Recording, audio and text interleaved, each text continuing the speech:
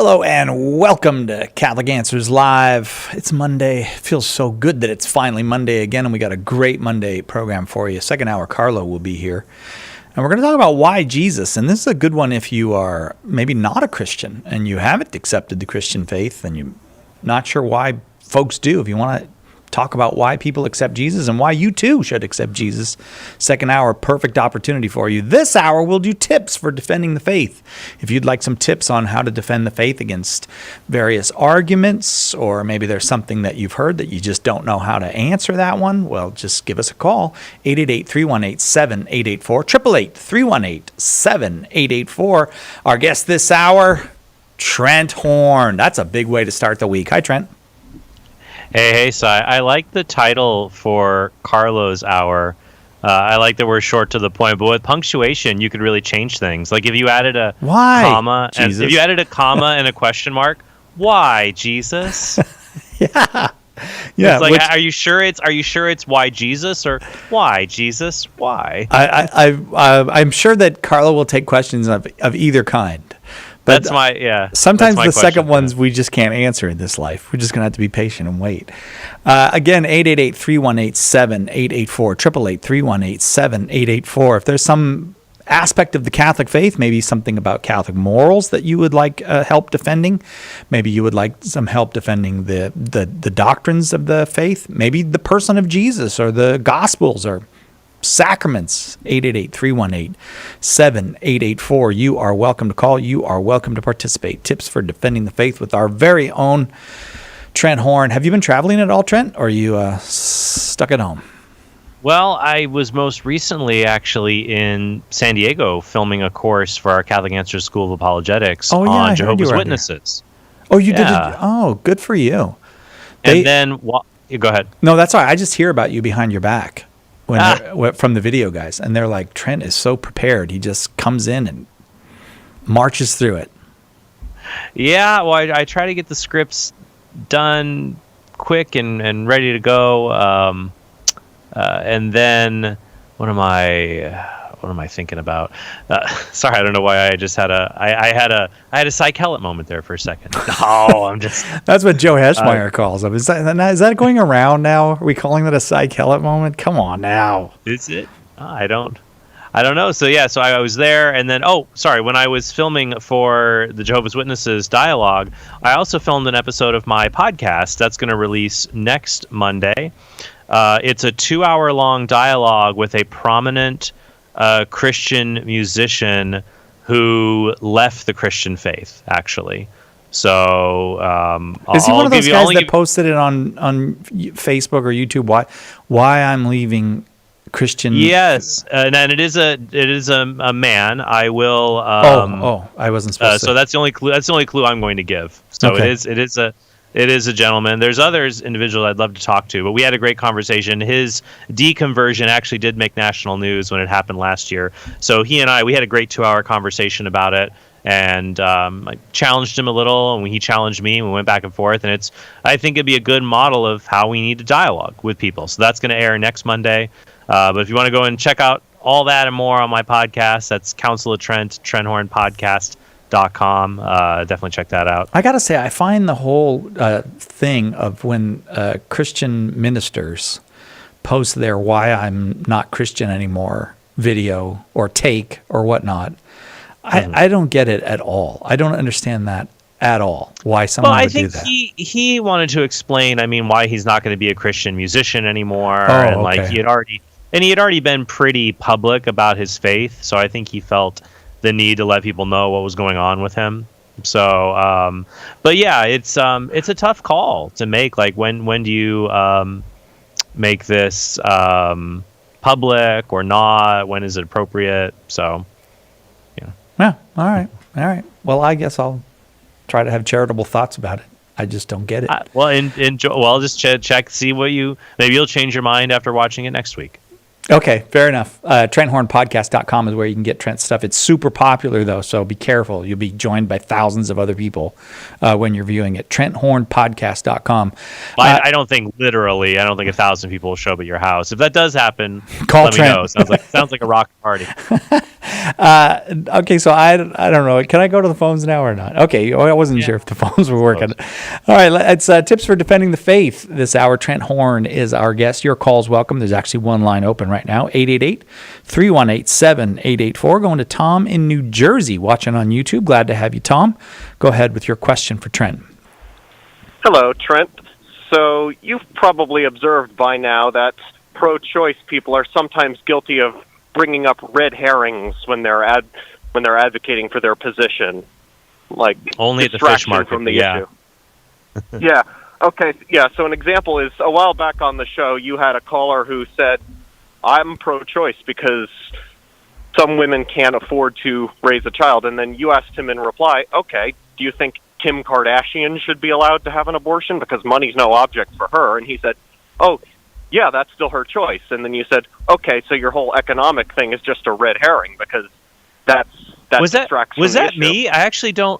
I don't remember saying that. Maybe I'm having a Cy Kellett moment right now, but that's a good example. If you are, then Cy Kellett is having a Cy Kellett moment too, because I didn't. Like over a year ago. Oh, over a year ago. Oh, well, I mean, yeah. Trent has 3 children. I think 6 months is the farthest you can ask him to go back. Well, I'm glad you say that because I forgot I made that example. So now I'm going to steal it back from myself to use. So thank you. Plagiarism. Okay, so right, yeah. So you're right. There are arguments that it's irrelevant to the main issue, but what are some more of your thoughts?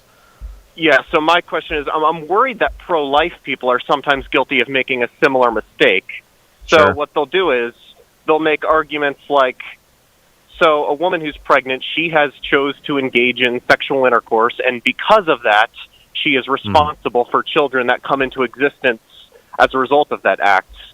Which, if I were someone who was on the fence and you gave that argument to me, I would ask in reply, okay, so it sounds like you're saying if a woman didn't engage in sexual intercourse, therefore she is not responsible, and then you would reply, oh no, she shouldn't be allowed to have an abortion either. And I would say, okay, so it looks like your point about engaging in sexual intercourse is just a red herring, because either way, whether she did or not, whether she was a victim of rape or she engaged in consensual intercourse, she can't have it either way. So it sounds like the whole responsibility thing that you bring up in your book and a lot of other pro-life people do is a similar mistake to that thing that the pro-choice caller did. What do you think, Trent? Yeah, that's an interesting parallel there. So in the first case, the attempt to now what's interesting there is you're right. Sometimes the red herrings are valid, sometimes they aren't. I think the point is that someone says abortion is justified in the case of poverty. And then you say, what about a really rich woman? They'll say, oh, well, there it's justified on the grounds of, let's say, bodily autonomy. I think what they might end up saying, the abortion defender, is, well, something can be justifiable for multiple reasons. So like when the poverty example comes up, I sometimes bring up, what about someone who's rich? But I usually say, well, imagine you had a 2-year-old and you were really poor. Would you say it's okay to end their life because of poverty? They'll say no, and I think that exposes the problem with the argument. Now, and I think this comes up a lot also when people bring up the issue of what about abortion in the case of rape, because they often believe abortion should be legal for multiple reasons. But I'm willing to grant their case that there could be multiple justifications for abortion if the unborn are not human beings. So if the unborn are not human beings, it would be justified based on autonomy, and then also autonomy and a sense of like need, like, oh, I really need this also, poverty or things like that. So I think the red herring can be helpful there about showing that poverty is the weaker reason, and it gets you to the stronger reason of, well, are they human or not? Or do you have bodily autonomy or not? With the case, though, of responsibility of entering into pregnancy, so there, if I'm willing to grant there are multiple reasons to defend abortion, one is weaker than the other, and the question, the Kim Kardashian example, exposes that really you should be talking about the stronger reason, not the weaker reason, I could apply that to the issue of abortion being wrong, that abortion could be immoral for multiple reasons. like the bodily autonomy argument, saying that, if you are responsible for the creation of a new human life or a new entity, you have obligations to that being, but you might also have obligations to a being even if you did not create him or her. It's just more obvious you have obligations in virtue of your responsibility. So I guess, Tom, maybe like to give an analogy. Like, let's imagine philosophy, let's say Jones and Smith. Jones recklessly starts a campfire and fails to put it out, and he starts a forest fire, yet he does. And so we would say, does Jones have a responsibility to alert the authorities to stop it? I would say, well, yeah, he does. He started that fire. He's got to do something. Now imagine Smith sees there's a fire. He didn't start it, but it would be a gigantic inconvenience to his plans to drive from this rural area to go alert people. Some people might be divided there. Like, maybe Smith doesn't really have an obligation. Other might say, well, if the burden's not that great and there's a great risk to life and health, Smith does have an obligation, even if he didn't start it. That might be, I might make the analogy with pregnancy there, with the responsibility argument, that it could be wrong for multiple reasons, some more obviously seen than others. But I don't think it amounts to a kind of red herring one should get rid of. I don't think it's as parallel to the poverty argument for abortion. Hopefully I've put everything out of my head there for just a first thought, but what do you think of that? I think that makes sense. But yeah, I'm always interested in, getting to the root of the issue. So figuring out what the primary reason is. Like, if we were trying to figure out what the primary reason for killing Cy Kellett would be, we're not going to say, oh, well, because he's a funny guy, he's the host of Catholic Answers. We would say no, because he's a human being and it's wrong to kill him. Oh, well. He's saying... He said it's wrong to kill me, Trent. Yeah, it would be wrong to kill Cy because, one, he is a human being, and two, so he has intrinsic value as a human being, but one could also make an argument that Cy has instrumental value in being the host of Catholic Answers Live. But even if it were demonstrated that Cy had little to no instrumental value, his intrinsic value would still show that it would be wrong to kill him. But I believe we can grant he has both intrinsic and a high amount of instrumental value, if you're all right with that, Cy. I like having both intrinsic and instrumental value. Both of those things make me happy. There you go. I'm happy to oblige you. But thank you, Tom. I hope that was helpful. Thank you for the thoughtful question. All right, back with more tips for defending the faith with Trent Horn right after this. Catholic Answers Live. Are you a coffee drinker? If so, you can now enjoy a coffee roasted to perfection by the Carmelite monks of Wyoming. Delicious Mystic Monk coffee is roasted and prepared by monks in a hidden cloistered monastery and is available in over 25 varieties. All Mystic Monk coffees are works of perfection and labors of love. For more information on how to purchase Mystic Monk coffee, visit mysticmonkcoffee.com. That's mysticmonkcoffee.com.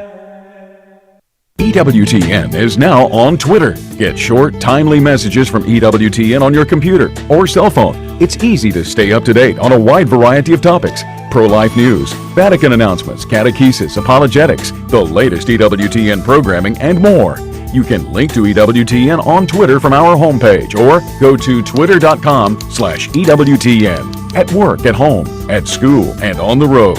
Stay connected to your world with EWTN's Twitter page.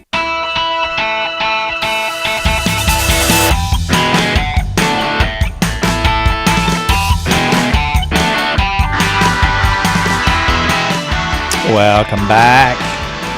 Catholic Answers Live. Trent Horn this hour. Carlo Broussard next hour. That's pretty good Monday. Second hour, we're going to talk all about Jesus. This hour, you can talk about anything you want. If you want a tip on defending the faith, is there something about the faith that you think, I don't know how we defend that, or what the proper way to explain that to somebody is? You can call 888-318-7884, and we are very happy to take your call. Let's go to Chris in Marlborough, Massachusetts, listening on EWTN. Chris, thank you very, very much for your call. Go ahead with your question for Trent. Hi, Chris. Hi. I just have hopefully a very easy question for you.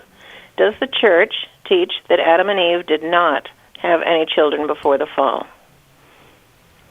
Yes, because the church teaches that the fall of man affected all human beings, and that the fall is something that is original sin is not something that has the character of a personal fault. So it says here in paragraph 404 of the Catechism, so 404, how did the sin of Adam become the sin of all his descendants? The whole human race is in Adam as one body of one man.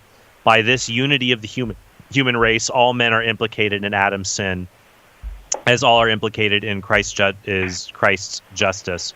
It goes on in paragraph 405 to talk about how original sin does not have the character of a personal fault. It is a deprivation of original holiness and justice. So the Church firmly teaches that all human beings are affected by original sin unless they were divinely protected from it, like the Blessed Virgin or when Jesus became incarnate. But what original sin is, it's not a positive thing we get. It's an absence of God's grace and friendship. Now, prior to the fall, if Adam and Eve had had a child, that child presumably would have been born in friendship with God as well. That the preternatural gifts that Adam and Eve received would have been passed on to their descendant. And so even if Adam and Eve then fell and rebelled against God, that would not have affected their son or daughter who did not take part in their action, but it would affect any of their descendants who they could not pass God's grace upon to. The gifts of God after the fall, Adam and Eve could not pass them on to descendants. But if Adam and Eve had children before the fall, those children, there could have been other descendants from them, and then there could have been another race of human beings that never fell, but that's not what the Church teaches. It says that all men have sinned. The Bible is very firm on that, Romans 5:12. Paul is very clear, through one man all have sinned, and then through one man's disobedience all have sinned or been subject to death. One man's obedience, Christ, all can be brought to life or can be saved. So Adam and Eve did not have any children prior to the fall. And the Church does teach that. That is such a great answer. I never would have thought about all that stuff. That is wonderful. Thank you so much. Well, thank you, Chris. I appreciate the call. Thank you, Chris. Yeah. Already, we listen to you every night, and we're eating our dinner together, my husband and I. We just love it. Do you listen? Oh, that's fun. Do you listen on the radio or on an app? We're listening on the EWTN radio. Oh, very. On our little Alexa thing here. Oh, your Alexa. Oh, yeah. Okay. Yeah. Well, that's good. Marlboro's near Westboro, right? It is. It's right next door. Yeah. Yeah. When I was a kid, I lived in Westboro. You're from Westboro? No, not really from there. I just one year when I was 4 or 5, I lived there. Okay. Yeah. Okay. I just remember a lot of snow. Oh boy, you got it. Well, have a happy winter, Chris. Thanks for calling. Okay, bye-bye. All right, bye. Let's see who we got next. I got to go to Darren, tell me who we got next. I don't know. Okay, we're going to line 3, and it's Cole. Out here in San Luis Obispo, California, listening on the Catholic Answers app. Cole, thank you so much for your call. Go ahead with your question. Hi, I was wondering how I could defend the Catholic Church when it comes to the claim that in 1054 it was the Catholic Church which was schismatic and broke off from the Orthodox Church. Mm-hmm. Yeah, I think that this gets us into some nitty-gritty when it comes to church history and the history between the Eastern and the Western Church. Are there particular arguments you've heard saying that the Catholic Church broke away from Christ's Church, like that it's left the deposit of faith, or you're just kind of wondering in general? My friend attacks it in the sense that it took on ideas after which are heretical, and that's how he knows which one was true, not really from any historical basis. Oh, that's interesting. What were some of did he tell you some of the heresies? Well, one was Thomism. He's very against Thomism and follows Palamas, and then he also just disagrees with the idea of the papacy. Yeah, then I think basically that's the route you're going to need to go. One, I would say, what's interesting here is, like you're saying, okay, you're saying that the church is schismatic, broke away from Christ's Church because it failed to elevate the teachings of an Eastern theologian, St. Gregory of Palamas. Although I would say honestly that the issues become more technical than sometimes happens in the debate between Catholics and Eastern Orthodox. First, there's a few mistaken things I think you should bring up to him, and just keep your horizons broad in the dialogue between East and West. That this is a dialogue, of course, about reunion, bringing our churches together, because we believe the Orthodox have valid holy orders. They are a church. Protestants belong to ecclesial communities. They got valid sacraments and priests. So a few things that you should help him be mindful of. Number one is that while the thought of St. Thomas Aquinas, or Thomism, has a privileged place in the Catholic Church, I think Pope Leo XIII did an encyclical on that, it's not the only game in town. There are other views that people can follow. People who follow Scotus would be one example. There are other theological schools of thought that are acceptable to Catholics that don't necessarily in line with Thomism, and there's different interpretations of Aquinas when it comes to applying his thought. So if he says, well, I'm against Catholicism because of Thomism, you say, well, there are alternatives. If he says that Thomistic thought is a heresy and the church should just condemn it, well, that gets you into a bigger tank, and I would just wonder, what real problem he has with the angelic doctor, and whether he's really pushing the idea that other views that would be free to hold apart from Aquinas, no, you have to endorse those views. I'm just kind of skeptical of that lack of freedom we would have. And then even with Gregory of Palamas, I would say there that Western theologians have appraised him more with his insights, that there are ways of understanding his view of God, or the energy essence distinction, that can still be in line with Catholic orthodoxy. There was a time when Gregory, I think the books had to be removed from libraries in the East, but were then eventually put back. And I believe even Pope St. John Paul II said very positive things about Gregory of Palamas. So I think it's something that has come around more, so it's not as stark a division. And then, when it comes to the papacy, I think there you're just going to have to really, I would put the burden of proof on them, just to say, well, look, why should I believe that the Christ's church, all of the apostles' successors, have equal authority, that there's no one who has a chief role amongst their successors, just like Peter had a chief role among the other apostles? So I might recommend, Cole, I'd be happy to let's get your address. I would like to send you a copy of my friend Joe Heschmeyer's new book, Pope Peter. I think it's an excellent book on the arguments for the papacy. So I definitely recommend that to start. Let's get your email address, and we will send that to you. All right, hang on, Cole. It's called Pope Peter, Defending the Church's Most Distinctive Doctrine in a Time of Crisis. Trent Horn is our guest. Tips for defending the faith this hour on Catholic Answers Live. We go now to Billy in Calgary, Canada, watching on YouTube. Billy, you there with us? Yes, I am. Hi, Billy. Go ahead with your question for Trent. Great. Just want to say I've listened a long time and first-time caller, but I really appreciate what you guys do. Oh, thank you. I have a nephew that was raised without any religion whatsoever. He has not heard the scriptures. He probably just heard the sort of secular tunnel vision views of Christianity, which usually aren't too good. But I was having a conversation with him at a family gathering, and we got into religion and politics, and he seemed genuinely interested and had some really interesting questions. I guess what my main question is, I can defend the existence of God. I can defend Catholicism over, say, Protestantism, with the historical context. Sure. I think one of the biggest questions to be able to answer is why Christianity over anything else, like Judaism or Islam or whatever else. I know Matt Fradd did an article for our Catholic Answers magazine a while ago. He called it the Apologetics Mansion. And you build this big mansion. The first floor is the existence of God. Second floor is the person of Christ. Third floor is the Catholic distinctives. And up in the attic, you have all the moral issues hiding up there. And I think sometimes a lot of Catholics, we just get in the ground floor and we quick run up the stairs to the second floor, I guess, Catholic distinctives in the attic.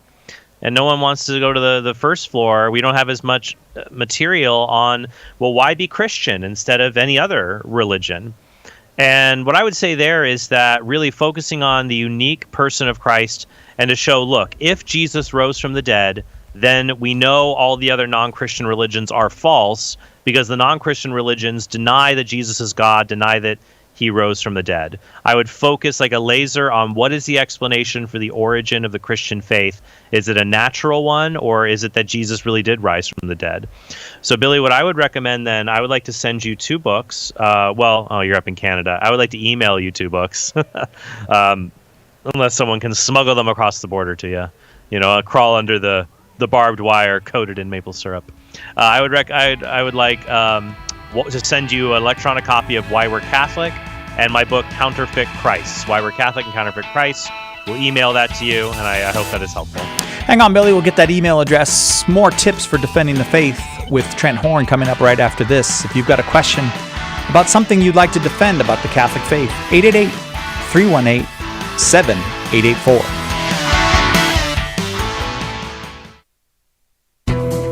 Have you enrolled in the Catholic Answers School of Apologetics? Let me ask you a more important question. Do you believe as a Catholic that you have an obligation to share the Catholic faith? In fact, the Church has answered this question, and the answer is that all confirmed Catholics are obliged to share the faith. It's actually in canon law. Catholic Answers is here to help you fulfill that obligation. Our School of Apologetics courses will equip you to help all the people you come in contact with understand what the Church teaches and why. A great place to start is with all the Catholics in your life. Learn the art of apologetics from the best of the best and start sharing the gospel today. Visit schoolofapologetics.com. That's schoolofapologetics.com. Here's a question. Is it really possible to be friends with someone who died 2,000 years ago?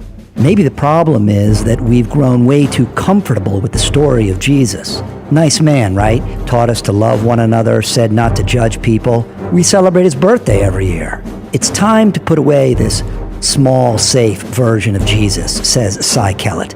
Nobody that bland could have transformed the world.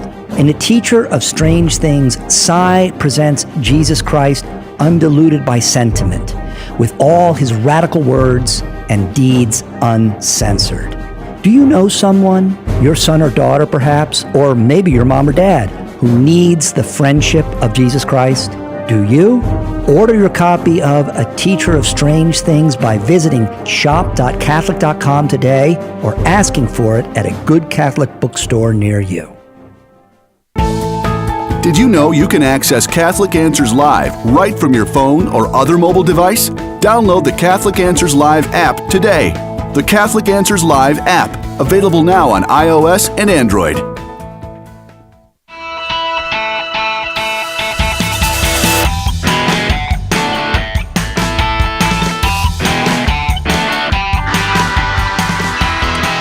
Welcome back to Catholic Answers Live. Trent Horn's our guest.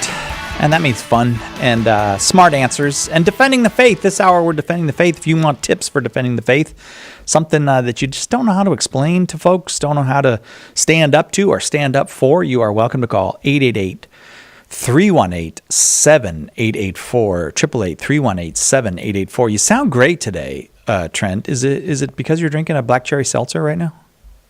Did people see that on YouTube? Yeah, I am enjoying a black cherry sparkling. I don't know if it's seltzer, it's sparkling water. I don't know if there's a difference between the two, but it is delightful. I know I should probably pour this in a glass and not have a brand, but I just didn't get around to doing that. I don't know why black cherry soda is so good and cherry soda. No, it does. It's not good. It's not good. Black cherry is the class of the cherry family, I believe. It has this muted taste to it that's not, because cherry is just like really can be really overpowering. Like, I mean, I like a good Shirley Temple as much as anybody, but that's the only place I want anything cherry in there. Right. Well, I mean, it is hard, to discern like what works and what doesn't. I'll tell you this though, I'm kind of trying to get off of soda because it's so bad for you. I don't really drink alcohol, and soda is something I've enjoyed for a long time. But I was out at lunch the other day, and I heard someone talking about his health program and fitness and weight loss, and he was telling a friend, like, I just tell myself when I'm about to drink a soda, you're drinking liquid candy. And I'm like, yeah, I would be gross if I just put like a chocolate bar in a blender and with water and drank it. But that's what you do when you drink I'm not convinced soda. that soda is so bad for you because people in the Middle Ages, they had no soda and they only lived to be about 40 years old. And now we have soda and we live to be like 90 years old. So I'm not convinced. Is that logical? That's very logical. I figured that out myself. By that logic, I guess that because we drink more soda in the present than in the past and we live longer, more soda increases our lifespan. So if you drank nothing but soda, you'd live to be 1,000 years old. Yeah, but who wants to live to be 1,000 years old? They keep talking about that, like, oh, lifespans are gonna vastly increase. I'm like, I'm okay with the standard lifespan. Thank you very much. All right, let's go to Seth in Illinois, listening on Catholic.com. Go ahead, Seth, with your question for Trent. Hey, Trent, how's it going? Can you hear me? I can, yes. Okay. Go right ahead. I was in a coffee shop, and I was praying, and a girl comes up to me and says, in the future, take that outside, and her justification for that was, not everybody believes what I believe, and it's a coffee shop, not a church. And I've been thinking about it for days. How do I respond to that? Oh, wow. Now, what kind of prayer were you doing? Were you praying like vocally out loud or mentally? I was breathing a bit heavier, but not talking out loud. I had my hands together in the common prayer position, and I was sitting at the counter with my head down, just meditating on the rosary. And okay, so but you weren't. Okay. So you weren't just like saying like a meal prayer with your biscotti. You were praying the rosary. I was meditating on my coffee because that's what I do when I drink coffee. Yeah, sure, of course. But you weren't like, because it's important for me to get like, both sides of the story. You weren't like, hallelujah. You weren't. Yeah, right. Yeah, you might have been breathing a little heavier, but you weren't like making. It'd be no different than like, imagine somebody might be watching a video on their phone and they're breathing a little heavier watching this, or they're like, rocking out to music and they're, mouthing the words of a song. I don't think she would probably care, but she didn't like it. Their head moving or like doing normal human things. It's because it was religious. Wow. Well, I would. Right. I guess what I would say here is, number one, I would absolutely not comply with that request because it's unreasonable. But I would use it as an opportunity to maybe charitably engage her. Just say, all right, I see what you're saying. I would just be interested to see that if this woman is so moved, because that's very rare. I've rarely ever heard of people doing that she's so incensed at the thought of religion that she would want to tell other people not to quietly pray in a public area. Just to ask her, like, hey, can I just ask you a question? Like, I'll buy you a coffee. Like, can you tell me, like, do you think I should be religious? Like, do you think I just should, like, I guess that'd be a question I'd have for her. Like, should I be religious, like, in private, or is it not? Is it true or is it not true? Because if it's true, I think I should just, like, celebrate it everywhere. Otherwise, if it's, so she could also feel like, hey, I think whatever you believe, even if it is true, don't bring it out in public.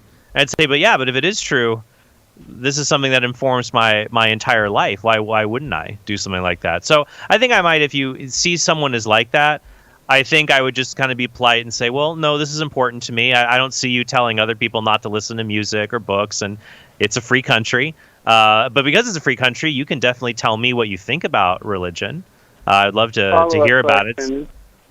Yeah. And then if she says, I don't want to talk to you about this stuff, you could say, all right, well, you have a good day. If you ever change your mind, I'll be here praying. She's into astrology. Should I give her an astrology book and say, hey, this is what is to you as prayer is to me? Yeah, I guess you could say like I get if you feel comfortable with her.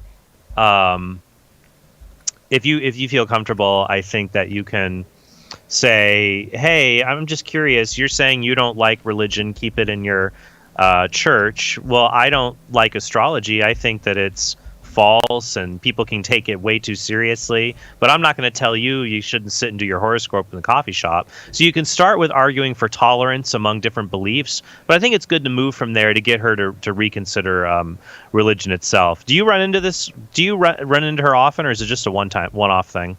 She works there. So oh my gosh, she's an wait, she's an employee at the coffee shop and told you to stop it? She's a new employee there, so she hasn't... I know all the other employees there. She's the only one that's... But it's a small town coffee shop, so it's not like... Yeah. It's not like where the employee thing matters as much as it would at a big chain. I guess, yeah. But even still, like, people are going to come in who don't normally go there. It's like, I would just say to her, like, if she brings it up again or is weird about it, I think you can just say, hey, that's not really how you should treat customers. And if you don't like it, talk to her manager. But I think you should go face to face with the person and be like, look, you realize it's not, if you're new working here, you shouldn't kind of be hassling people about what they're quietly doing, whatever it is in the coffee shop. If it persists, then maybe ask the manager, hey, I'd like to keep coming here, but I don't want to get this employee in trouble. But I think she said some odd things to me. Because I think you should try to give her as much grace as possible and engage her. So I tell you what, Seth, why don't I send you a copy? I'll send you 2 copies of my book, Why We're Catholic. So there's one you can read and one you can give her if she's up to it. So you can just keep that in your back pocket, but you can keep all that in mind. So let's send you a copy of Why We're Catholic. And we'll ask our listeners to pray that I think this young woman, she's definitely, at least she's not apathetic. There's something to work from what's happening there. That's interesting. I haven't heard that in a while. Seth, thanks. I'm going to put you on hold, and Thomas will get your information. We'll send you a couple copies of Why We're Catholic. Let's go to Christian in Virginia, listening on Catholic.com. Christian, go ahead with your question for Trent. Hey guys, how do Catholics interpret Romans 9 in regards to the Calvinist use of the chapter as proof of their doctrine of the elect and predestination? Yeah, so this might be. I might have to give more of a truncated answer to this question. So Romans 9, I think we have to read in the greater context of Paul's letter to the Romans. And the major theme of Paul's letter to the Romans is that God is desiring universal salvation for humankind, for humanity, and that to be a part of God's chosen people, you do not have to be a good Jew before you become a good Christian. To which Paul's Jewish interlocutors would say, well, then what the heck was all that for 2,000 years of the chosen people and circumcision and everything we went through if it didn't matter in the end? And Paul is walking a fine line saying, no, it's not true that it didn't matter, but it's also not the case that the chosen people are restricted to the Jewish people anymore, that all people through faith can come into union with Jesus Christ primarily through baptism. Through baptism is how we become united to Christ. So Romans 9 talks about God's choosing of Israel, why he chose them. He didn't choose them through anything special of their own merits. And we who are baptized, we don't do any special work to be brought into the kingdom of God. We're moved by faith, or moved by the faith of our parents. And so when reading in Romans 9, especially when it talks about hardened hearts and vessels being made for destruction, I think it's important to keep that in the focus of Romans 9 through 11 in general, with Paul's hope for salvation of all the tribes of Israel, at least every member of the tribe. The key in reading that is to say, look, Catholic biblical scholars can have different interpretations, but there's just certain lines you can't cross. And one of those lines would be double predestination. You cannot hold that God specifically destined certain people to go to hell. You can believe God chose certain people for heaven and maybe passed over others, but he gave at least some grace to make it possible for them to be saved. But you can't hold that God precisely destined a certain individual or group to be damned. So when it talks about in Romans 9:22, for God showing his wrath, vessels of wrath made for destruction, one way of interpreting that, it's not popular among certain Greek exegetes, but others see it, is that using the middle voice, Paul is talking about vessels that made themselves for destruction, because Paul's using the middle voice there. That's a little bit of a contention. I would just say there's different ways to interpret the passage, but we need an overarching rule to follow it, and one of those would be that God does not destine people for damnation. They do that by their own choice. The other things, people might use Romans 9 to say you can't lose your salvation, and that's not the case. Romans 9 may be talking, or that actually goes back to Romans 8 more, about glorification. But I would say, since we have to go to a break here, I will send you a copy of my friend Jimmy Akin's book, The Drama of Salvation. It goes into this in more detail, and I think you may find that helpful. So stick on the line. Let's get you a copy of The Drama of Salvation, and I hope that'll help clear things up. If you have more questions, definitely call back. Thanks, Christian. Thanks very, very much. Hey, our store-wide sale is still going on. As a matter of fact, this is a great time to get stuff for Christmas because, as everybody knows, there's likely to be delays around deliveries this year, and you can get pretty much everything in the shop is 10 to 25% off, except those things that go all the way up to 50% off, and in a few cases, even more than 50% off. Just go to shop.catholic.com. Shop now. Get all that stuff on sale and have it well before Christmas. Shop.catholic.com.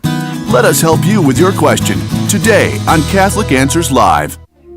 Underwriting for Catholic Answers Live is provided by Real Estate for Life. Real Estate for Life connects homebuyers and sellers to real estate agents while supporting pro-life organizations. On the web at realestateforlife.org. EWTN, helping people grow in their love and understanding of God. I just want to share that 5 years ago, my lovely warrior princess and saint of a wife and I decided to adopt a little girl through foster care. She is the perfect roundout of our family of 3 boys and her. Yes, there are challenges. Very grateful today for all the blessings that he has shown our family. EWTN. Live truth. Live Catholic. We have a big problem. Our culture is dying, and souls are in danger of being lost. The answer is conversion to Jesus Christ in His church. St. Paul Street Evangelization is a Catholic organization, and we have hundreds of teams spreading the good news throughout the country. But we need your help. The harvest is great, but the laborers are few. Find out more and get involved today at streetevangelization.com. That's streetevangelization.com.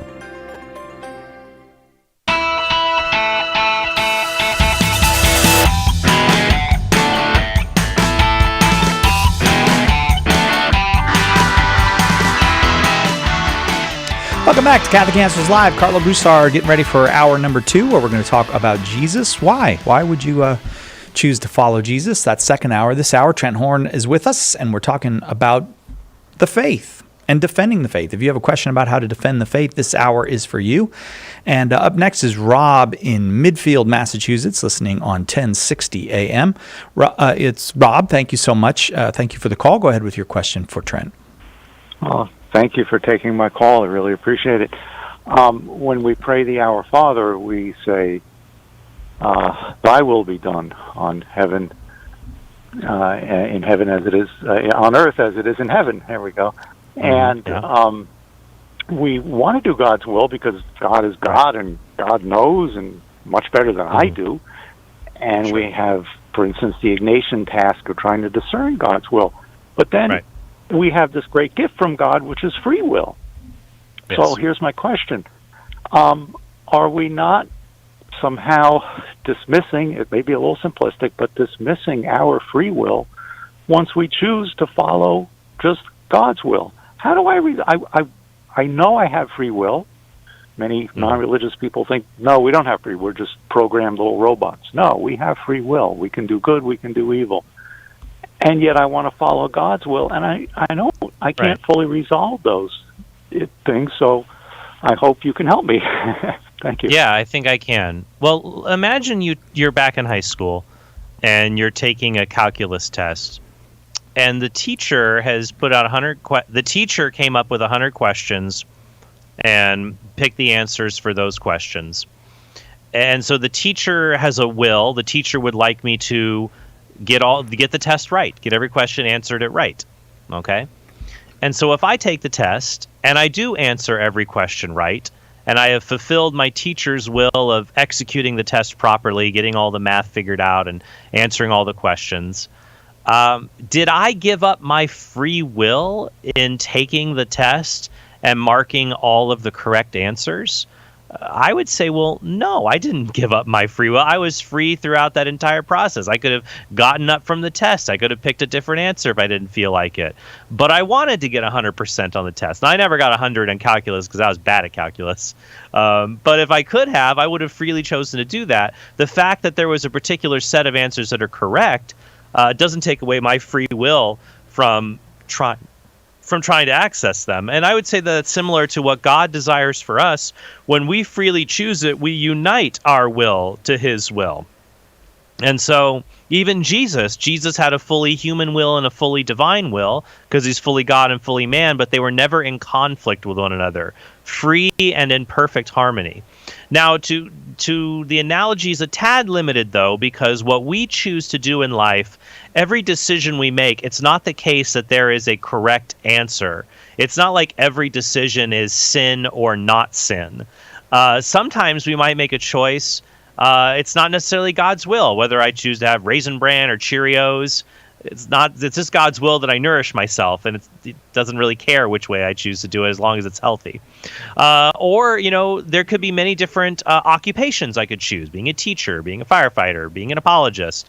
In some cases, for some people, certain occupations may be what God really desires for them. In other cases, God's will may be that there's a range of occupations that you could choose that would be pleasing and glorifying to him, and you'd be doing his will and choosing them. So sometimes it's not just good or evil. A lot of times our free choice is from many different good options. So I would say in choosing many different good options or in getting all the answers right on the tests God has given us, I don't think we've given up our free will in any part of it, because having free will, there's different ways to define free will. But I would say, look, if I want to do it and I'm the cause of it, not God, I chose to do it, then I was free. Even though what I do, I know it's going to please God because it's what he wants me to do, but I could have chosen to not cooperate, yet I did choose to cooperate. I hope that's helped. Is that a helpful reply? It is helpful, and I thought that would be the route that you might go, and it's good. I agree. Modestly, sure. I say I agree. I'm thinking that it really comes down to God very much wants us to be good. We have a free will, and he very much wants us to be good, but how we be good is up to us. And yes, I'm thinking in some maybe, cases, yeah. In some cases, the choice will be stark. It's good or evil, action in action. Other cases, you're right. It'll be a bit more variety. I'm thinking maybe that this is maybe perhaps a little silly, maybe slightly irreverent, but God's my coach, and he's putting me in the game, and he's saying, I want you to play a good game. In other words, I want you to be good. That's what a good game is. But I'm not going to tell you who to pass the ball to. I'm not going to tell you when to shoot. I don't want you to kick the referee, though. And that's and don't go out of bounds. Don't double dribble. Yeah, that's not too bad of an analogy. No, I think it's a good one. Rob, I'm going to keep moving, though, because there's several more people who'd like to talk with Trent before we finish the hour. But thank you very much for the call. I'm going to go to June in Michigan, listening on EWTN. June, go ahead with your question for Trent. Thank you. Yes, I was having a conversation with several Bible-based church-attending people, and they had been upset because they went to a Mass and they were instructed not to receive communion, and I was trying to explain that to them, but I don't think they didn't.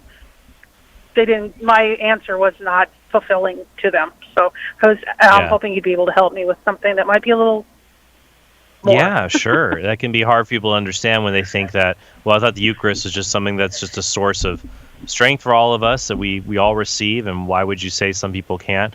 I think the way you can find common ground with them is to say, look, there's many cases where there are Catholics who cannot receive the Eucharist, because when we receive the Eucharist, that is a sign. When we receive the Eucharist and say Amen, we are saying, well, we say Amen at least in the Western Church. But when we choose to receive the Eucharist, you are affirming that you are in communion with Christ and His Church.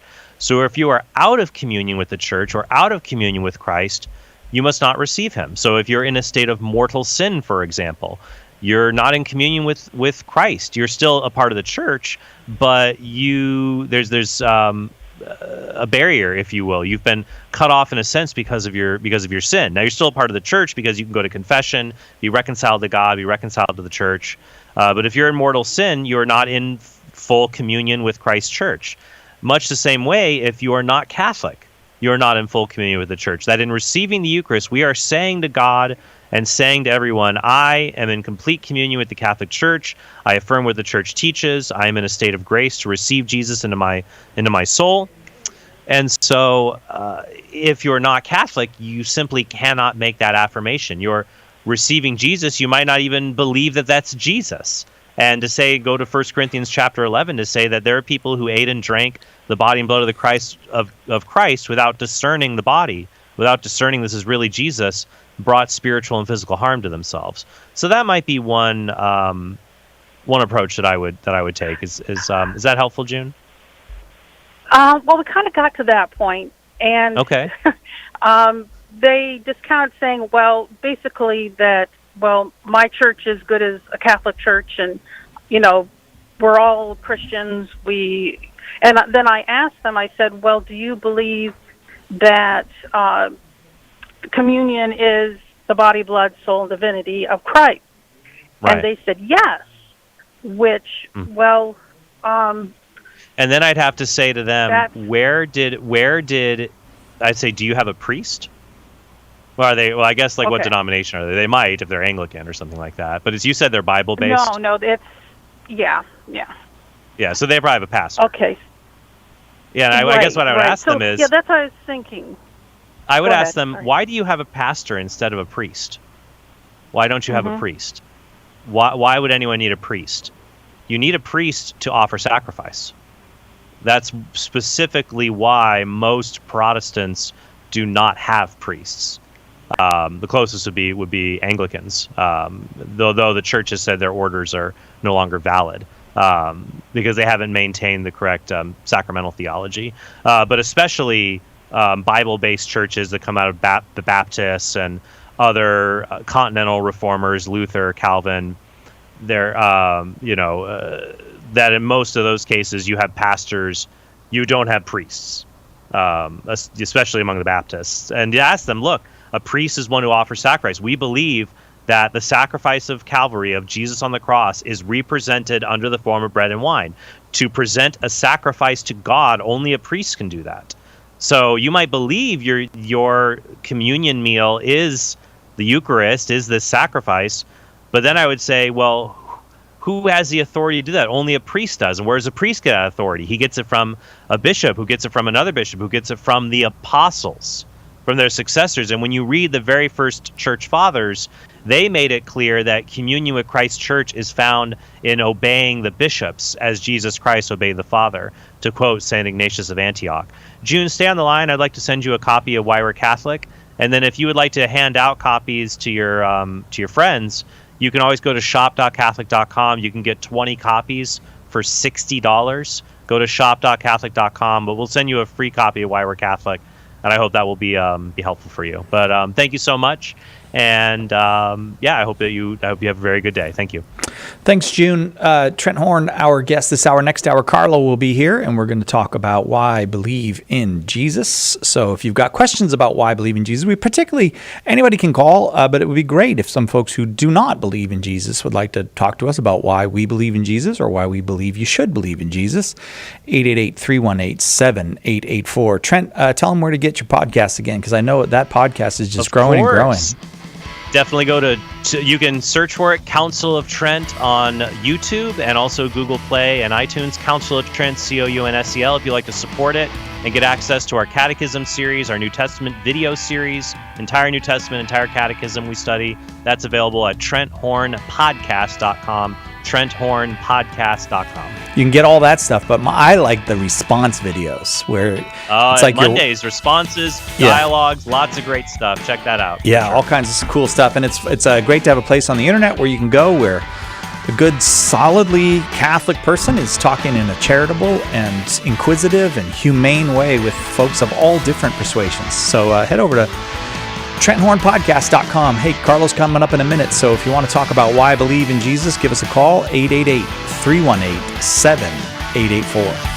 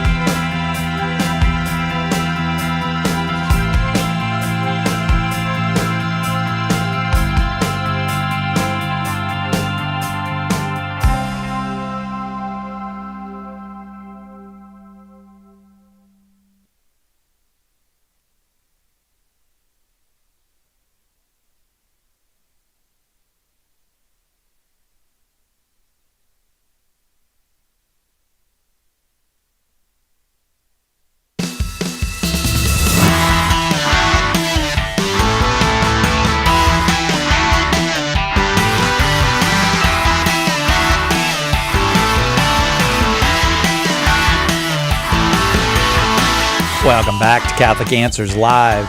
I'm Cy Kellett, your host.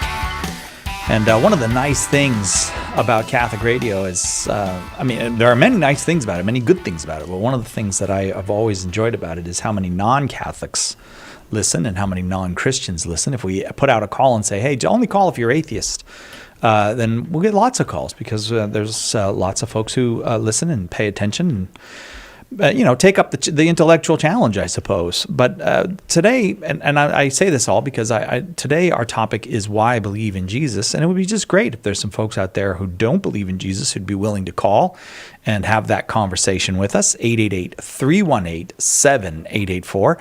As always, as usual, I should say, not as always, but as usual, anybody's welcome to call 888-318-7884. Maybe you want to help a friend or a family member or just need some help being able to answer some questions yourself.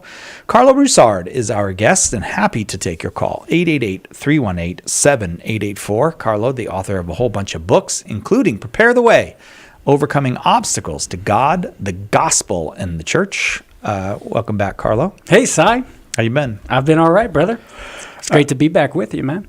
So there's a couple ways we can think of the question. We can conceive of the question, why believe in Jesus? Yeah. Because you could conceive of it in terms of me, what good would it do me to believe in Jesus? Right. Or we can think of it in terms of proof, like, what are the reasons to believe in Jesus? Yeah, that is true. So the why question could be seeking out sort of a teleological answer. Ooh, big fancy word. What that just basically means is, if we're going to believe in Jesus, we're only going to believe if we perceive some good, right? That's going to perfect me or make me happy and satisfy me in some way. So it's sort of the happiness question, right? The end goal question. Right. Why I believe in Jesus? Well, the answer is that it's going to make you happy because we wouldn't believe in him unless we perceive some good in it that's going to be perfective of our human nature. So that's how we as Christians would answer that question in regard to what's the end goal of belief in Jesus. It's going to make us happiness. Now that happiness, from the Christian point of view, involves salvation, which is union with God, right? And being with him for all eternity in the afterlife, experiencing that perfect bliss, that's unending, definitive state of happiness, as the Catechism defines heaven. So that's the end goal of belief in Jesus. Now, that assumes that we're actually justified in believing in Jesus. And this is the second sense of the why question concerning why believe in Jesus. Whenever that question is asked, it could be seeking out what are the reasons to believe in Jesus. What's the justification for belief in Jesus, which we must have in order to be reasonable in our belief in Christ? Because we as Catholics, as the Catechism points out, in paragraph 156, our faith in Christ is not a blind impulse of the mind. The Christian religion in general, from the scriptures themselves, and in particular, the Catholic Church does not require us to leave reason at the doorstep of faith. The act of faith that we make in Christ is founded on reasonable grounds, a reasonable foundation, such that it's not a blind impulse of the mind, because God gave us an intellect and he wants us to use it, right? And the intellect is meant to guide the will. So whenever we make our choices, whenever we choose to follow Christ or to believe in him, that needs to be in light of reasons. And the intellect needs to be shining those reasons, right? Giving light to those reasons so that the will can follow it in a rational way, so that we're not leaving reason at the doorstep of faith, but we're actually taking it with us.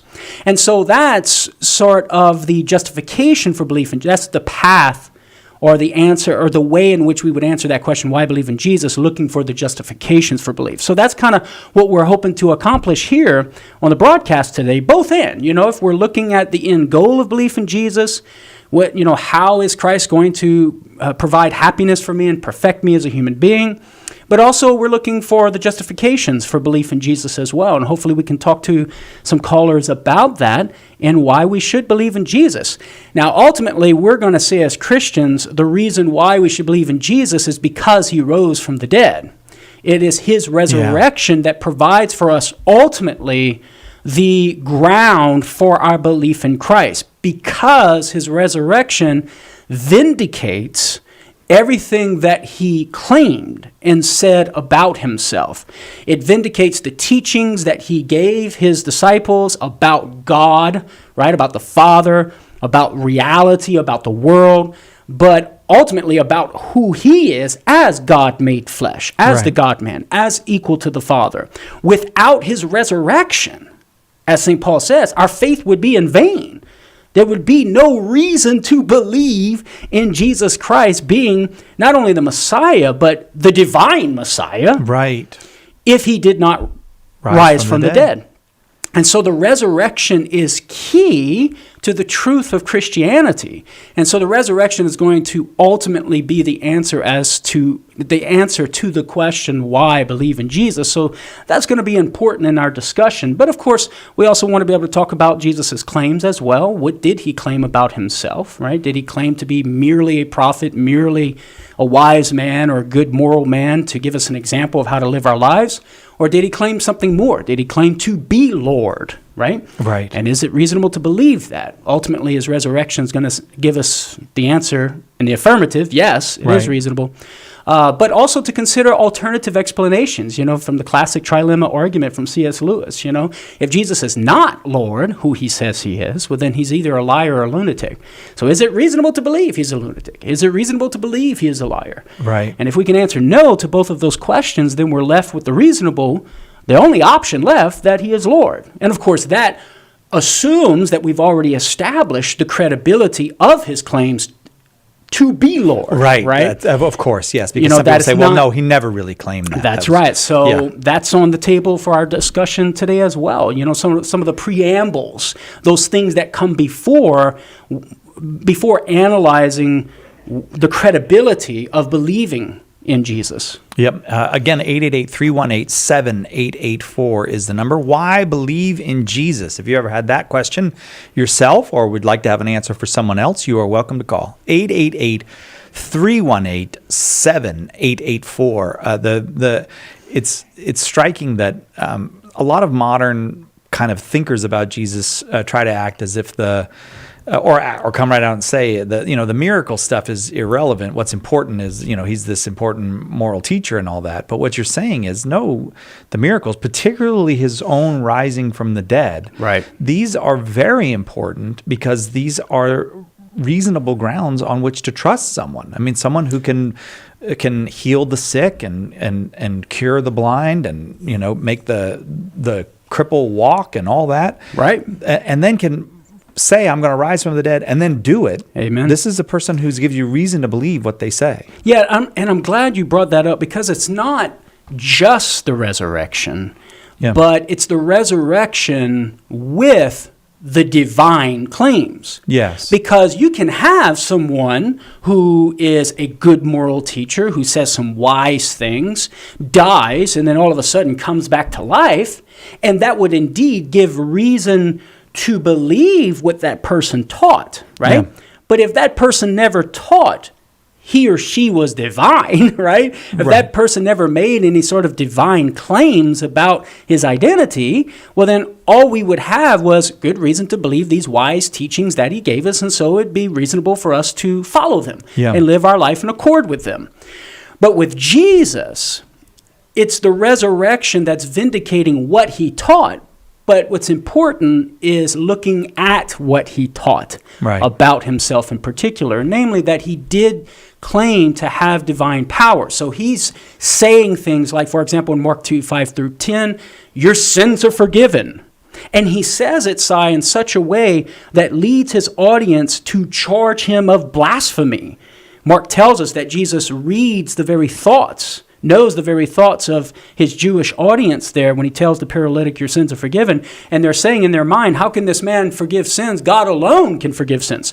So they interpreted Jesus to be making a divine claim, to have the very power of God. Right. They didn't say, oh, well, he's just claiming to be an instrument of God's forgiveness, right? No. Or an instrument of Yahweh forgiving the paralytic sins. No, they understood him to claim to have the very power itself. And whenever we read the narrative, Mark doesn't indicate in any way whatsoever that Jesus attempts to clarify their thoughts. In fact, Jesus affirms their thinking by performing a miracle of healing the paralytic. Paramedic. Sometimes a paramedic needs healing too. Yeah, healing the paralytic, and says, in order that you may know that the Son of God has power on earth to forgive sins, I say to you, pick up your mat and go home. So Jesus performs the miracle to vindicate his claim to have divine power. So it's important that we keep in mind that whenever we're talking about why we should believe in Jesus, ultimately is the resurrection, but it has to be the resurrection with the divine claims and, of course, the historical credibility of those divine claims. And that's important. And that's the response to the person that you hypothetically brought up who says, well, you know, it's really not that, the miracles weren't that important. We just got to believe that Jesus gave us some good moral stuff and we follow it. No, we got to look at what Jesus actually said about himself and look at that in light of the resurrection. Again, 888-318-7884. If you would you like some help answering the question, or you want an answer? Why should I believe in Jesus? This hour is for you. 888-318-7884. There's only one Catholic Answers Live. The Aquinas Writing Advantage program is part of Homeschool Connections' set of online courses for your Catholic homeschool. Homeschool Connections' website is homeschoolconnections.com. There is tremendous power in prayer, because when we acknowledge that we don't have the power, but God does, things then begin to move for our good. Remember Matthew 19:26. But Jesus looked at them and said to them, with men, this is impossible, but with God, all things are possible. Now that's power.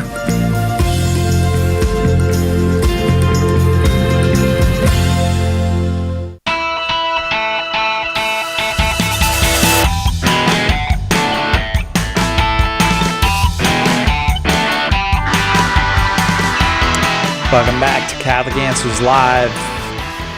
You can call with your question wherever you are, and whatever your status is, whether you're Catholic or not, whether you're Christian or not, you're welcome to call 888-318-7884. We're very grateful that we have so many folks who are not Christian but are listeners and sometimes callers. And if you are not a Christian, this would be a perfect time to call and ask why.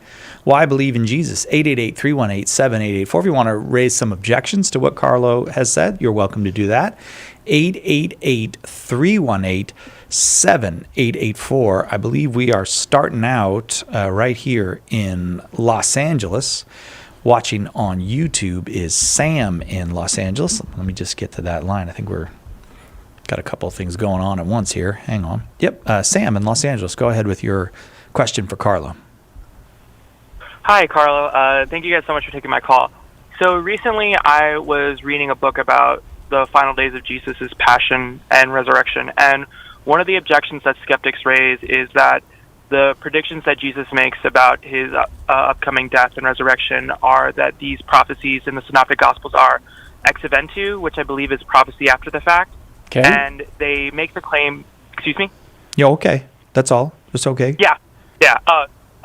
So they claim that since these predictions appear kind of formulaic and are very descriptive, that it makes it seem like the gospel writers placed them in after the fact to uphold the idea that Jesus was aware of what was going to happen to him. And I just wanted to see what your response to that would be. All right, well, two thoughts come to mind here, Sam. Number one, it's possible that this objection or this assertion is working off of the assumption of naturalism, right? The idea that miracles are simply impossible, metaphysically speaking, and therefore these reports of these prophecies are incredible, like they're not trustworthy. And of course, we would challenge that metaphysical assumption, right? So their argument would be, if miracles are metaphysically impossible, then the gospel reports of the prophecies are historically unreliable. Premise 2, miracles are metaphysically impossible, therefore, conclusion, gospel reports of prophecies are historically unreliable.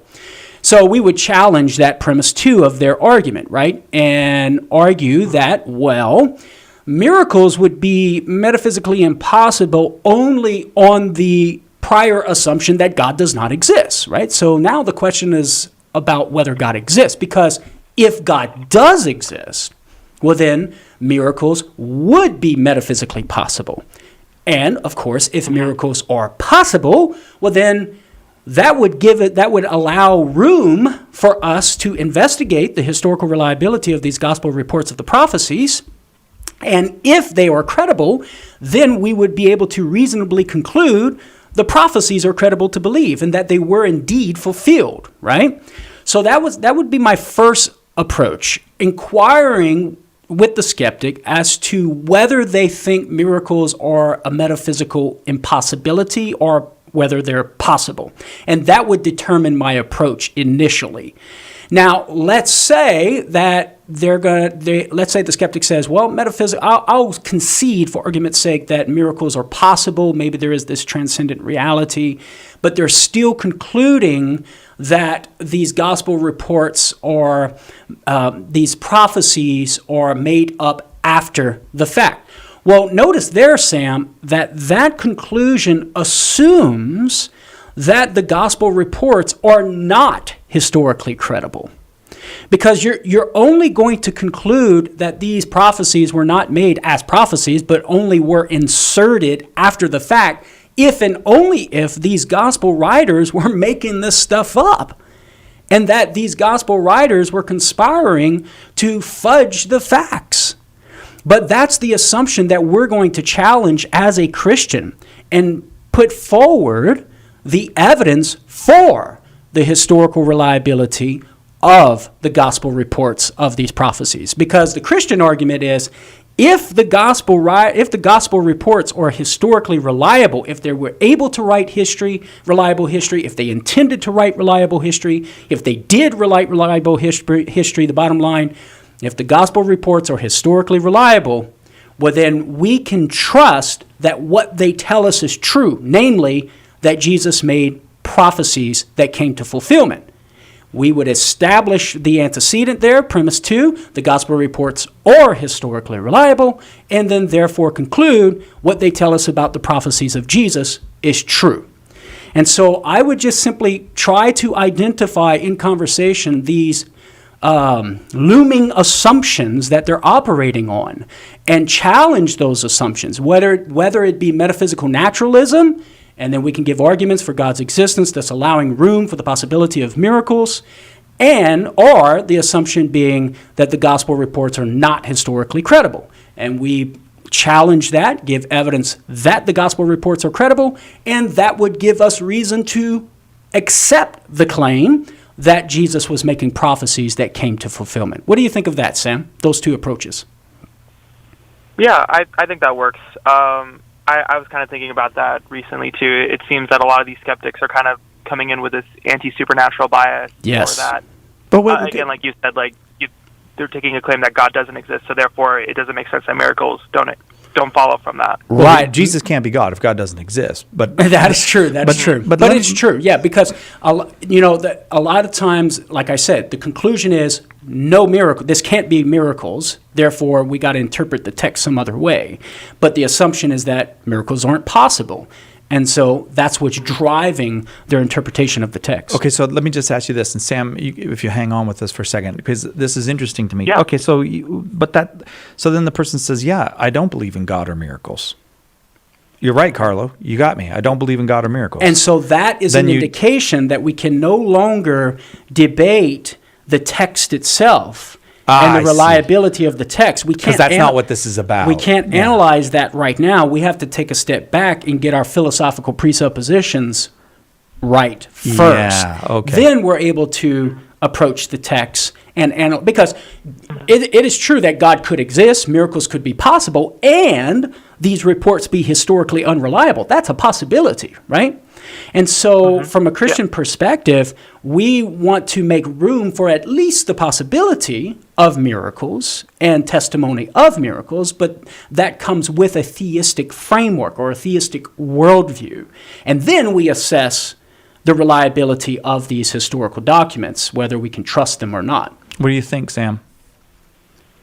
Yeah, that's actually a really good response. I've kind of noticed that too, that whenever I'm talking with some people that I know that are skeptical, they kind of just throw out any type of Jesus mysticism, or they kind of separate it as more of like, okay, this isn't, let's remove any type of supernatural or any claims that Jesus was God and just look at this as, okay, as Jesus is just a good teacher, or that he's just or I think the term is like historical Jesus.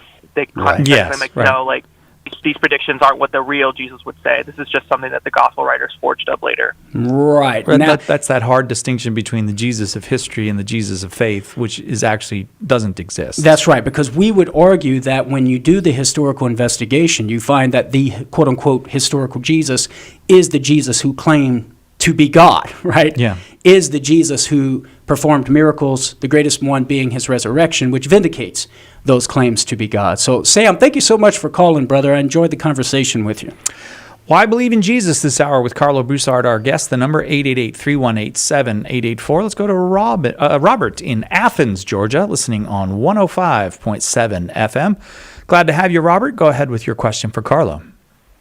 Hi. So I would be one of those skeptics that you guys are talking about just now. And so what I would say is, yes, miracles are possible, and yes, there is a God. Okay. But every culture and every civilization, even currently out there, has a God and has a prophet and has miracles related to them.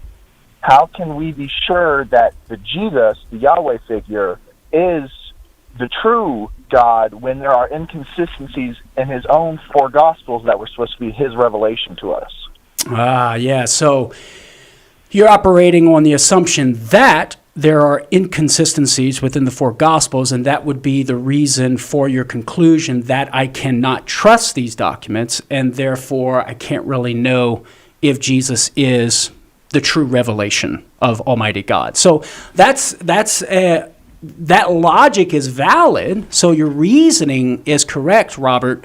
But we would challenge the assumption or the premise in that reasoning that there are actual inconsistencies within the Gospels that would merit lack of belief, merit the conclusion or justify the conclusion not to believe in Jesus. So the first question is, are there actual inconsistencies such that they're contradicting each other?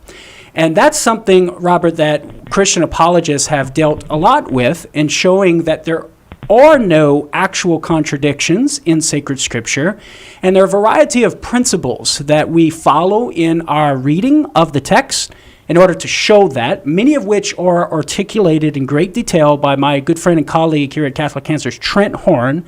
He has a great book called Hard Sayings, and in that book he deals with many, not all of course because there are many, but many of the alleged inconsistencies within the gospel texts, and shows that they are not actually inconsistent or contrary to each other. So just for example, I'm thinking of the gospel account concerning the resurrection, Robert, and how one gospel writer says, well, there were, the angel appeared to two women. And then John tells us the angel appeared to Mary Magdalene. And many will read those two accounts and say, oh, well, these accounts are contradicting each other.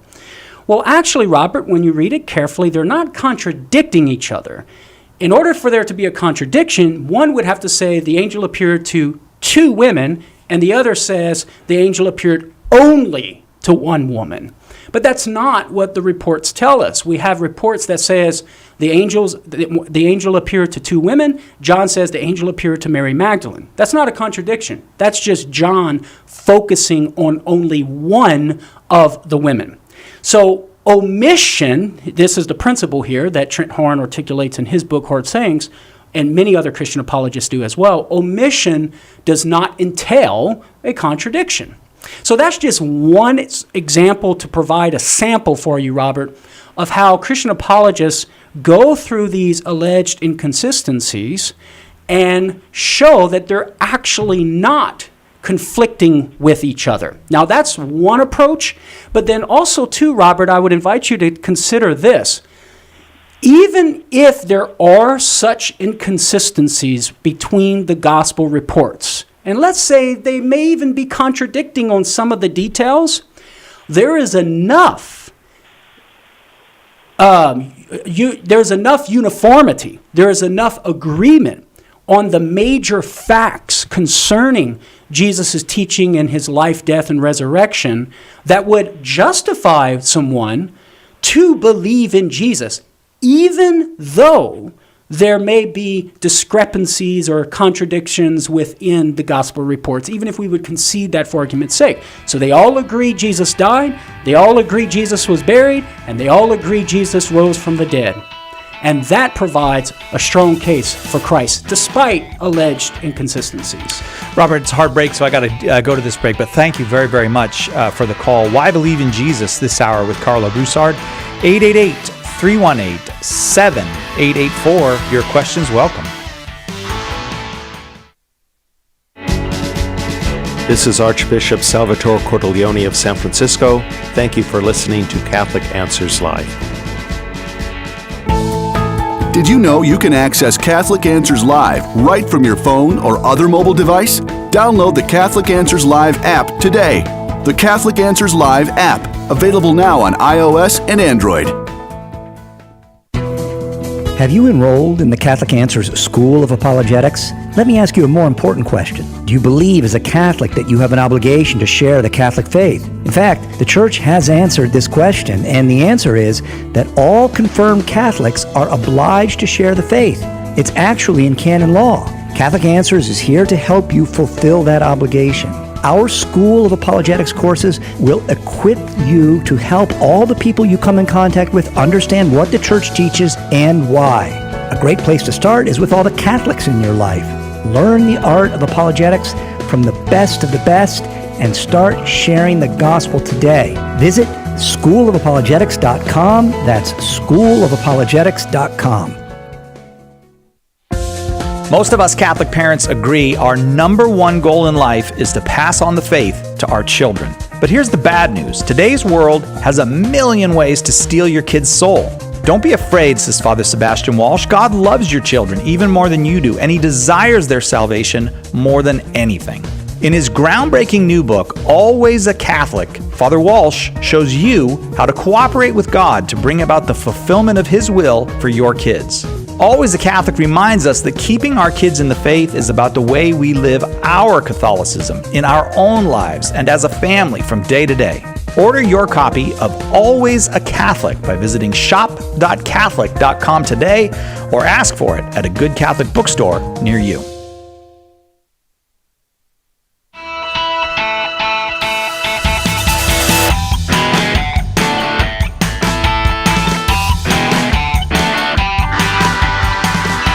Welcome back to Catholic Answers Live.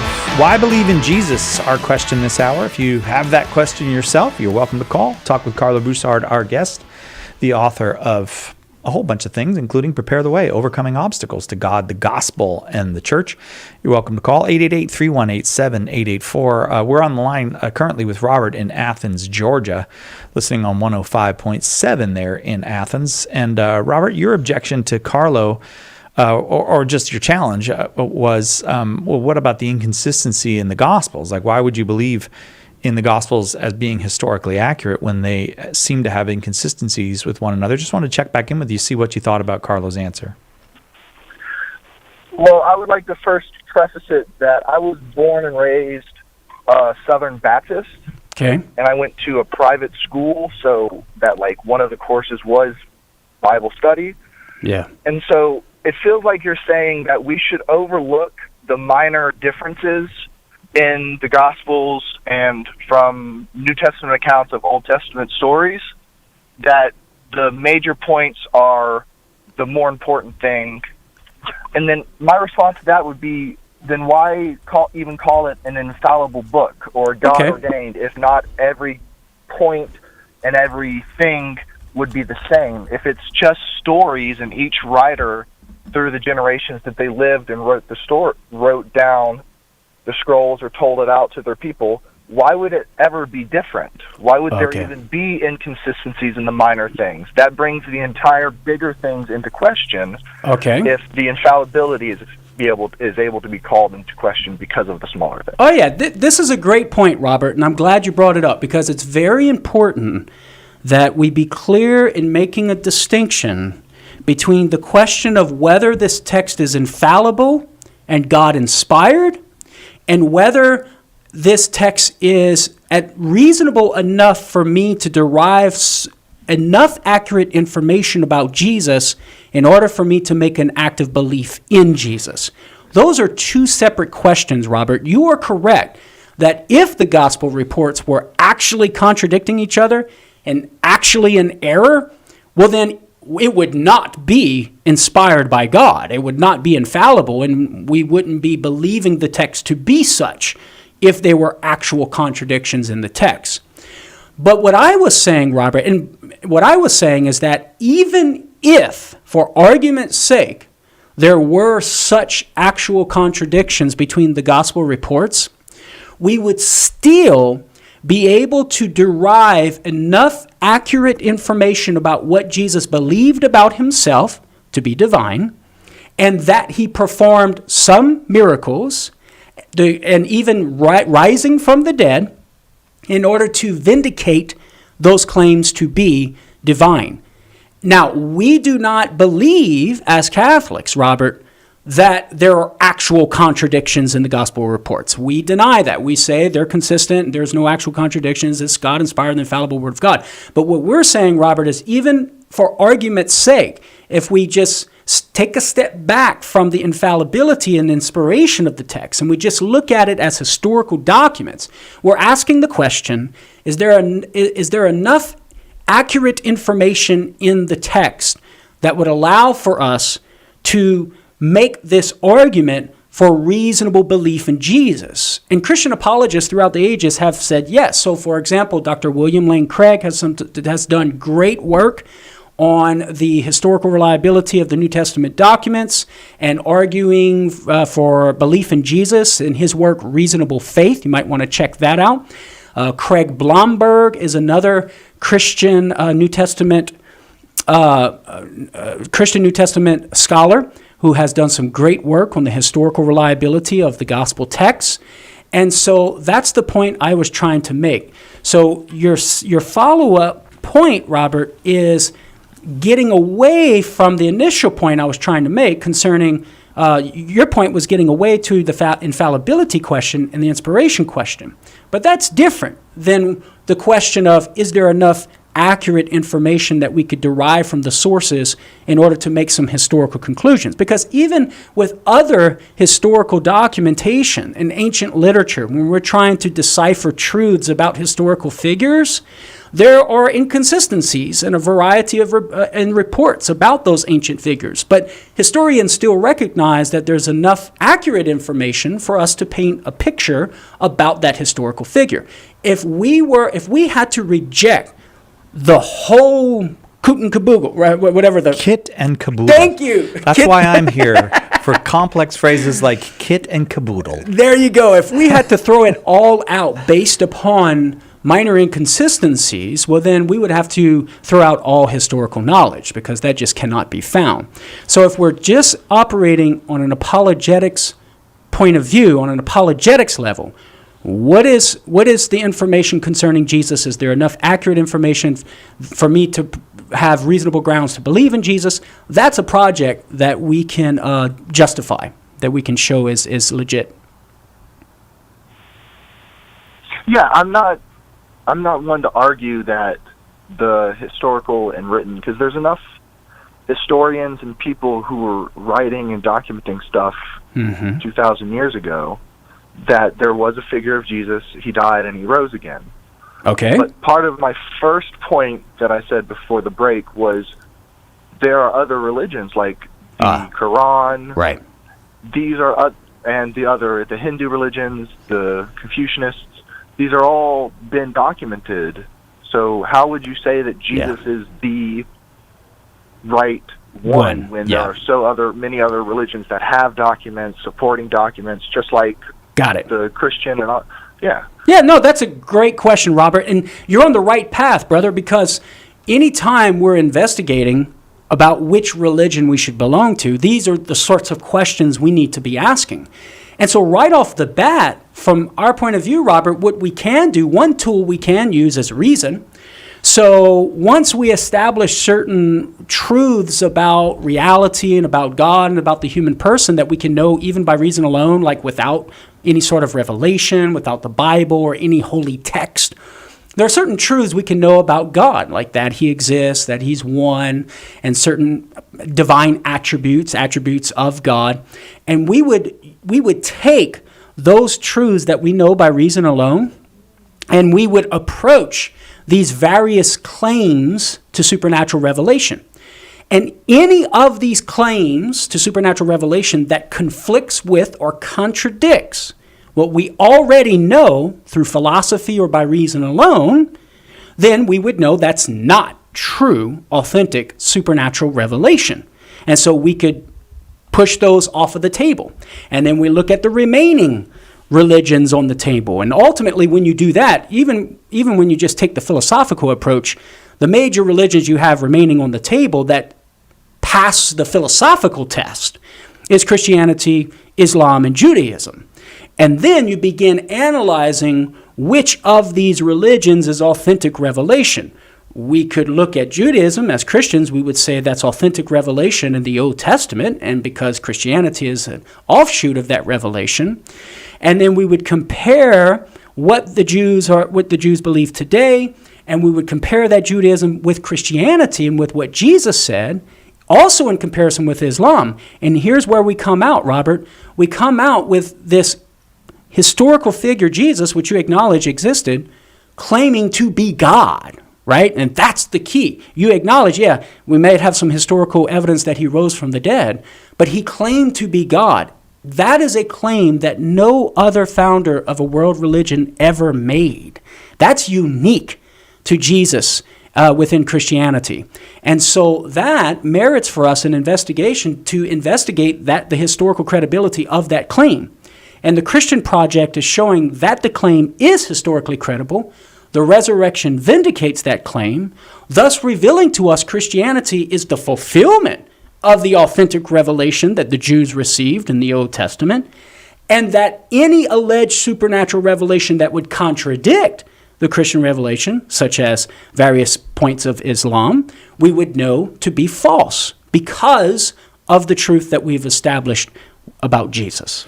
Robert, I'm going to leave it there, but I'm so glad we got to have an extended conversation like that. Yeah, that was great. That's a real privilege for us, and your questions are fantastic, Robert.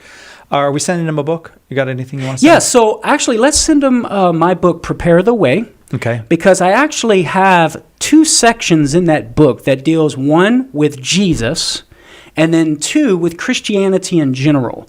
And the various chapters in those sections go hand in hand, one of which deals with alleged contradictions in the Bible. Other chapters deal with the resurrection of Jesus, Jesus' claims to be divine. So I would like to send him that book, Prepare the Way. But I would also just like to mention again Trent Horn's book, Hard Sayings, right? That's a great book. And also, too, Jimmy Akin, our colleague and good friend here at Catholic Answers, Jimmy Akin has a great 20 Answers booklet entitled Bible Difficulties, 20 Answers, Bible Difficulties. And in there, he lays out some principles that can help someone navigate the alleged inconsistencies and or contradictions within the Bible. Thanks again, Robert. Hang around if you want that book. We're going to take a quick break. We'll be right back with more. Why believe in Jesus? Your calls are welcome. We do have lines open. Salvatore, we're coming to you right when we get back. 888-318-7884. It's all about the truth. Catholic Answers Live. Underwriting for Catholic Answers Live is provided by Real Estate for Life. Real Estate for Life connects home buyers and sellers to real estate agents while supporting pro-life organizations. On the web at realestateforlife.org. There are some people who are super eminent. Now, the most eminent example would clearly be the person of Moses, as such a luminescent character, reflecting the divine glory, that the Israelites could not physically look at him. Wow. The man had to veil his face because he was like this giant walking light bulb. Called to Communion with Dr. David Anders. Tonight, 11 Eastern, on EWTN Radio. Do you want to end abortion, halt the attack on traditional marriage, and ensure religious freedom for ourselves and for our grandchildren? To do this, we must convert the culture. St. Paul Street Evangelization is a grassroots initiative that recognizes this need and takes it to the streets.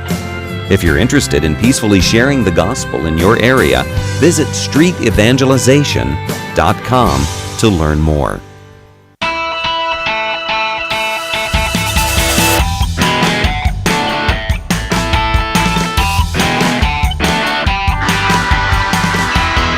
Welcome back to Catholic Answers Live. I'm Cy Kellett, your host.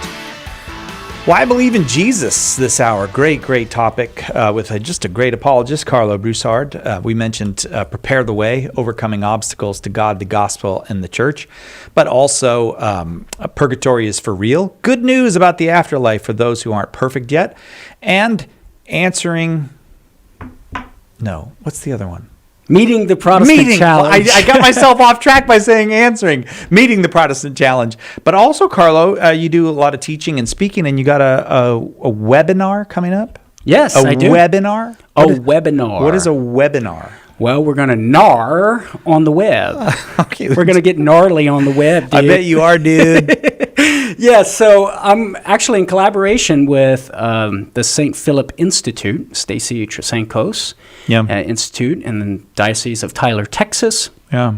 And we're going to be doing a family night apologetics.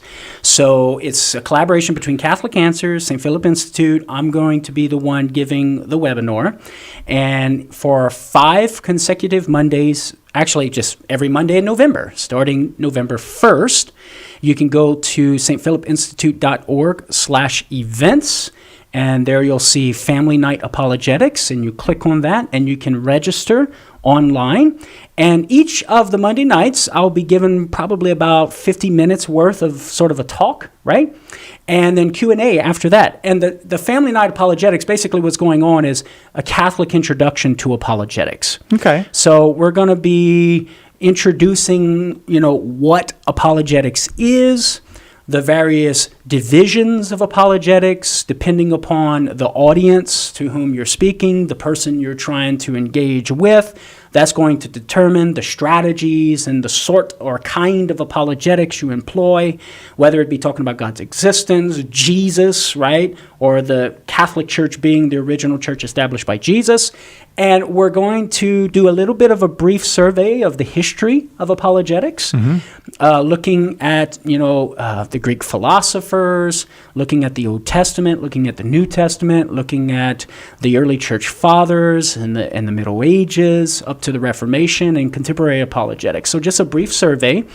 And I would highly recommend Jimmy Akin's course in the beginning of apologetics for our Catholic Answers School of Apologetics, where he deals a lot with that.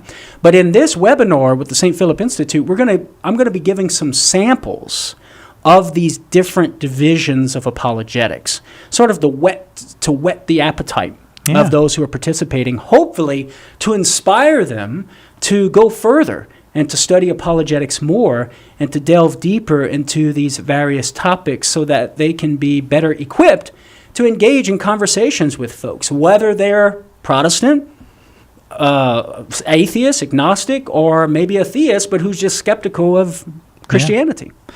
So you go to stphilipinstitute.org/events, and you can sign up for that. And it's a good thing they got 5 Mondays in November, because you wouldn't have been able to cover all that in 4 Mondays in November. It worked out perfect. It makes it easy. Just say every Monday in November, right? Why believe in Jesus? That's our topic this hour. Up next, Salvatore in Baton Rouge, Louisiana, listening on Catholic.com. Salvatore, thanks for being with us. Go ahead with your question for Carlo. Hey guys, good evening. I walked away from Catholicism about 10 years ago. Okay. And every now and then I go back and I just test what I believe and what I think about the world, and I've been doing that lately. Examining my own atheism, and I'm an atheo-pagan actually. I'm a Druid and an atheist. And just kind of pulling that out and looking at it, and I noticed this was a topic. So I'm like, I don't have it right now. I do not have a compelling reason to believe in Jesus or the Christian God, or any God. So just wanted to float that question to you guys and see what you had to say. Well, concerning the topic for today's show of why I believe in Jesus, Salvatore, first of all, let me just say I want to commend you for testing, right, what you believe and testing what you think about reality, because that's a good thing. So kudos to you for that, rather than just accepting it and running with it with a blind impulse of the mind, but you're actually testing it. So that's a good thing. Our scriptures, St. Paul says, test all things, right, and keep that which is good. So what we would say, Salvatore, is that the reason why we should believe in Jesus is because we have good historical grounds that he claimed to be equal to the Almighty God, right, creator of heaven and earth, that he has that same divine power. And not only did he make that claim, but we have good historical grounds to think and to believe that he vindicated those claims through performing miracles, and the ultimate miracle being his resurrection. Now, granted, that's a huge project, right? But that's the project in a nutshell. And there are a variety of good resources, great literature out there, Salvatore, on a very highly academic, scholarly level that justifies every point of that inquiry, that Jesus claimed to be divine, that he performed miracles, that he rose from the dead. And of course, all of those claims assume and presuppose the historical reliability of the Christian reports about those details surrounding Jesus. And so I would recommend, Salvatore, for example, you could start with a great resource that we have published here at Catholic Answers. It's called The Real Jesus by Trent Horn, 20 Answers, Real Jesus. It's a little booklet, 20 questions, 20 answers, and it's well done. And it at least can start you on the path to see the avenues that you might take to investigate the Christian claims. And Trent gives some great resources for further research. If you're willing to dive in all the way, I would recommend, as I did earlier on the broadcast, the literature and the work by Dr. William Lane Craig. So 2 titles come to mind: Reasonable Faith, that's on a very high level academic, level. And then he also has a more popular version called On Guard. And Dr. Craig does a very good job. He's not a Catholic. He's a non-Catholic Christian, but he does a great job. I've seen some debates. Okay. Oh, you have? Okay, good. I'm sorry. Go ahead. No. I've watched at least one debate with him, and I think it was him and Sam Harris. Okay. So. Yeah, I'm so you're familiar aware with of him. Yeah, I would highly recommend, Salvatore, that you actually read his work if you have a chance, because as you know, in debates, it's very limited in time and they're not able to go as in-depth, so it's a lot of assertions without justifications. But in his work, in his writings, he goes into great detail to justify the various claims that he makes in constructing the Christian apology or the Christian defense of Jesus. And that involves, as I mentioned earlier, establishing the historical reliability of the gospel reports, generally speaking, but also just establishing the reliability of specific events within the text, using what historians call historiographical criteria. So historians, when they look at ancient texts, sometimes they'll just bypass the general trust question and just say, okay, I have this saying or this event recorded. Is this historically reliable? Is it probable that this actually occurred? And in light of certain historiographical criteria, they're able to discern the probability of the likelihood of that saying or event occurring. And this is what Dr. William Lane Craig and many other New Testament scholars are able to do in looking at those essential teachings of Jesus or sayings of Jesus concerning who he is and what he believed himself to be, and those essential events within his life that's needed in order to historically justify our act of faith in Jesus and our belief that Jesus is God. And so, like I said, that's a huge project, but that's sort of where the mind needs to go, Salvatore, in order to come to that conclusion that, yeah, I'm justified in believing in Jesus. This is not just pie in the sky stuff. I'm not just doing it because my mom, dad, or whoever told me to, but that it's actually rooted in history, And that act of the mind, when you assent to what Jesus taught and you accept him into your life and you start following his teaching and following him individually, because we believe he is risen from the dead, that act of the mind is by no means blind, but it's actually rooted in rational inquiry. So I don't know what you think about that, Salvatore. Anything to say in follow-up? Yes, sir. I maybe should have narrowed my question. The historicity of Jesus wasn't a big part of my deconversion, or I guess deconstruction is the vogue term now. It was some other issues, but I understand that is the topic for today. The Jesus question. So maybe, and I know you'll have an atheist show coming up next, or I think at the end of the week, right? So maybe perhaps next week. I think it's next week. Even if Jesus proved to be a historical figure, I don't know that I could be a Christian. And I should have narrowed the question down, and that's a little bit unfair for. Well, what would you have narrowed it down to?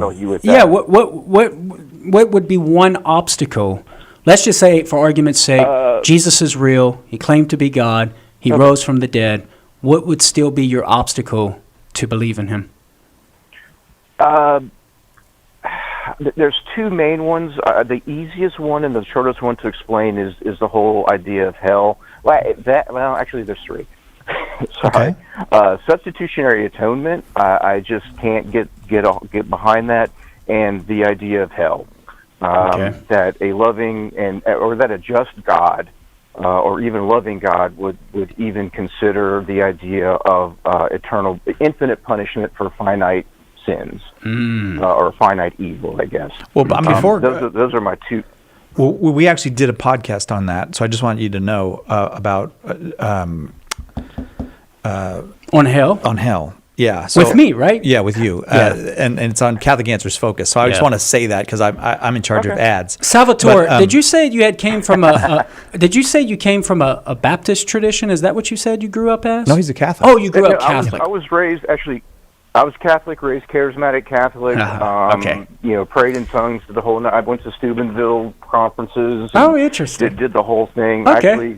I actually went to seminary, and about. At the age of 35, I'm like, nope, I can't do this anymore. I understand. And it was hell. Away. It was the teaching on hell and the teaching on substitutionary atonement. Well, at least two obstacles. Substitutionary atonement. I'm sorry, I'm stepping on y'all. No, you're fine. Brother. Go ahead. Substitutionary atonement was a big part of it, and it was like a big step. Like this doesn't make any sense. I think. The analogy I use is that's like me spanking my kid when the neighbor's dog poops in the house. Okay. That just doesn't meet any kind of criteria of justice or anything. And you don't do that, right? I'm just teasing you. Sorry. Go ahead. No, got a few seconds left. So all right. Carlo. So Salvatore, we only got like 2 minutes before we're coming up on our hard break for the end of the show. So I just want to offer a couple of thoughts. Number one, concerning substitutionary atonement, it's very possible that the way you're understanding that is not what the church teaches.